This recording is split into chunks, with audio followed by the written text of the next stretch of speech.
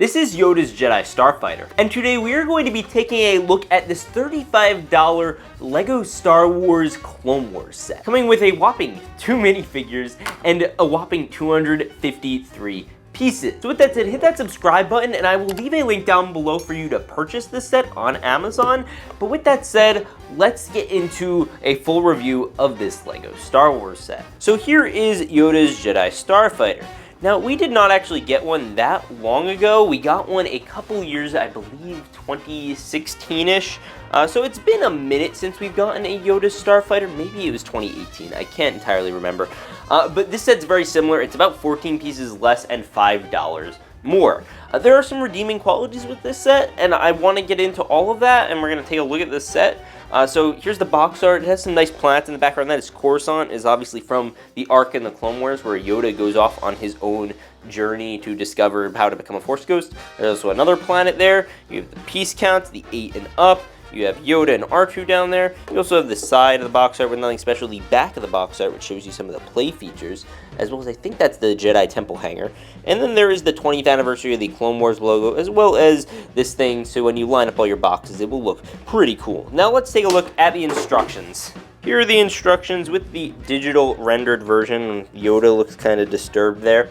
But yeah, it's just basic instructions. There's nothing crazy about it. And you skip to the end, you have your pieces, and you have also the mech builds and all of your newest Clone Wars sets. And then obviously there it is when it's finished. Yoda is the little guy that crosses, I guess, across the whole thing. And there's the number if you need to order parts for it.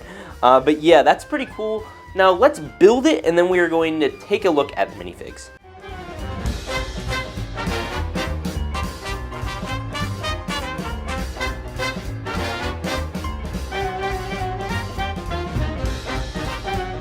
Now the first minifigure we have up is Yoda, obviously. It is Yoda's Starfighter, and this is the same one that has been in use for 10 years now, which is kind of incredible. This one we got was in 2013 in the Duel on Geonosis, and here he is again.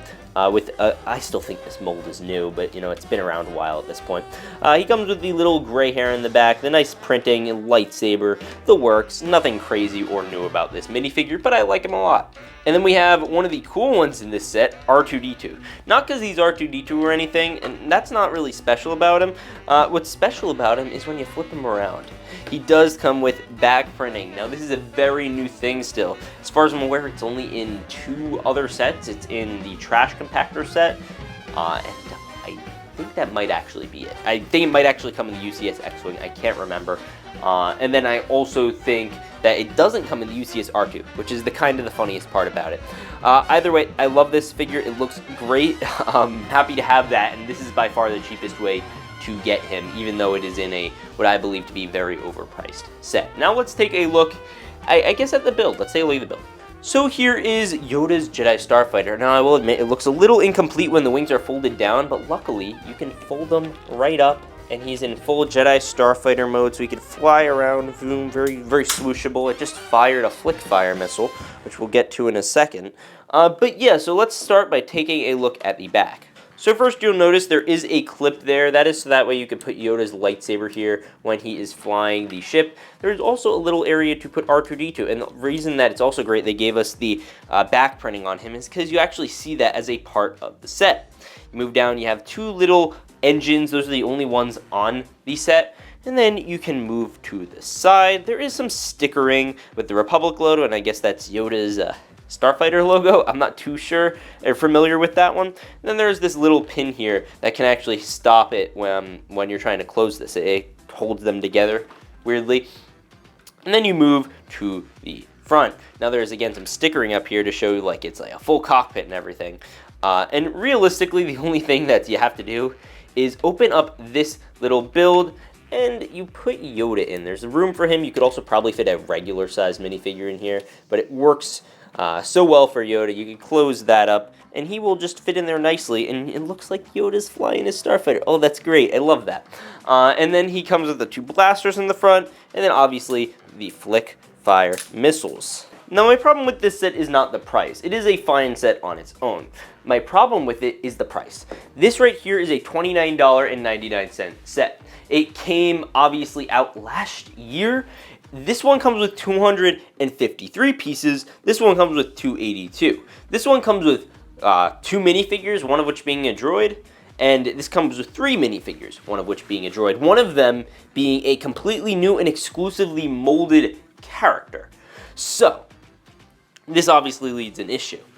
Why is this $35 and why is this $30? When this is obviously a bigger set, you cannot say the piece size because the piece size in this one is bigger. That is objectively a bigger set with more pieces at $5 less.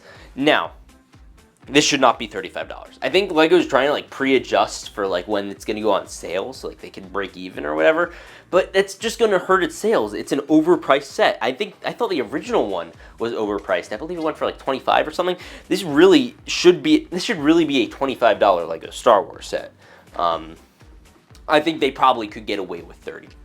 35 is completely outrageous for this though. $35 is a joke.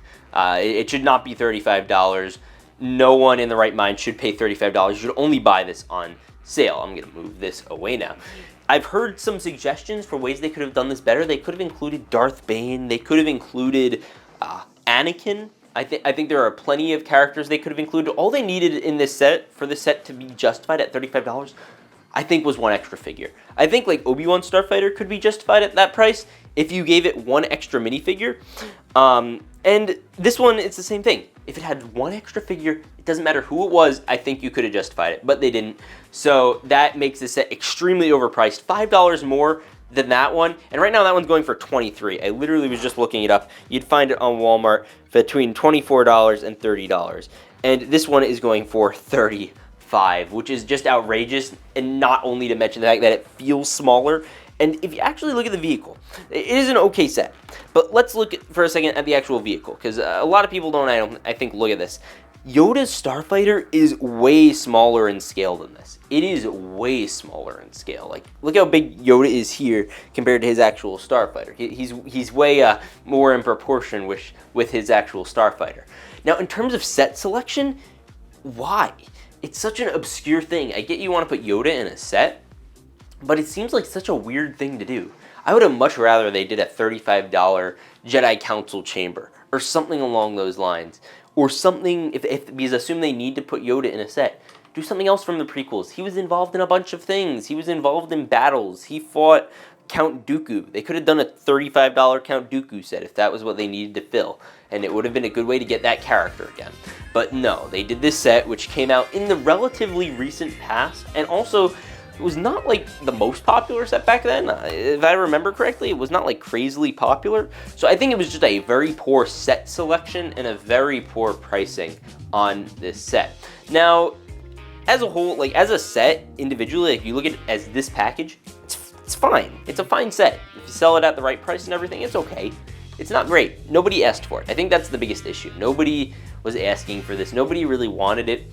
And it wastes a cool slot. Now, the way they work with this probably is they're like, we need to do a set with Yoda because there aren't any smaller sets with Yoda. Like I said, do something cooler with Yoda. Yoda's in a lot of Star Wars stuff, and if they want to do Clone Wars Yoda, that's great, but like nothing in here is exclusive to the Clone Wars per se. Them having the Clone Wars box art is only because this ship appeared in like 3 episodes. But like, it's just kind of ridiculous. I'm not a huge fan of the selection here. The fact that it's been about the same time. We've gotten this before we've gotten a new Y-Wing. The last Y-Wing, regular Y-Wing we got was like in 2016. So that's crazy, or 2017 rather, so that's crazy. And I'm thoroughly disappointed, I'll be honest. So I'm gonna give this set like a 5, just because it's a nicely put together set and it comes with a cool R2-D2. But it's not great. Either way, with that said, I hope you guys all enjoyed this review. Peace out and stay awesome. There you go.